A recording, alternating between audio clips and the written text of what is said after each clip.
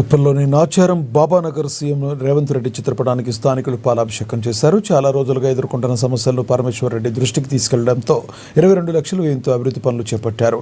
ఈ నేపథ్యంలో Mallapur division Congress party అధ్యక్షుడు కప్పర్ సాయి పాలాభిషేకాన్ని నిర్వహించారు.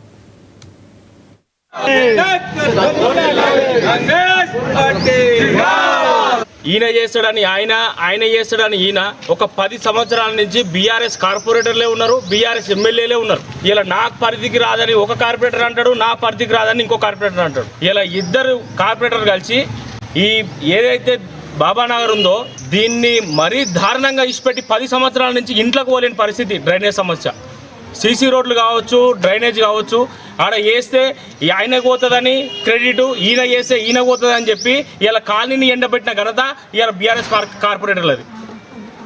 ఇవాళ గమనించిన స్థానికులు కాంగ్రెస్ పార్టీ కార్యకర్తల్ని ఆశ్రయించడంతో మేము మా పరమేశ్వర్ రెడ్డి అన్న దృష్టికి తీసుకుపోయి, అన్న ఇది అన్నదమ్ముల పంచాయతీ కాదు, ఇది కార్పొరేటర్ల పంచాయతీ కాడికి వచ్చి వాళ్ళు కొట్టుకొని ఇలా పబ్లిక్ నాగం చేస్తున్నా అని అంటే వెంటనే దీనికి 22 లక్షలతోని బాబానగర్ నుంచి సుమారు మనోజ్ గారు కావచ్చు, రవణ కావచ్చు, ఎన్నోసార్లు మేము పరమేశ్వర దృష్టికి మేము తీసుకుపోవడం జరిగింది. దీని వెంటనే మొన్న బడ్జెట్ నుంచి 22 లక్షలతోని నూతన డ్రైనేజ్ శాంక్షన్ అయి అందించడం జరిగింది కాలనీకి. ఈయన చేస్తాడు.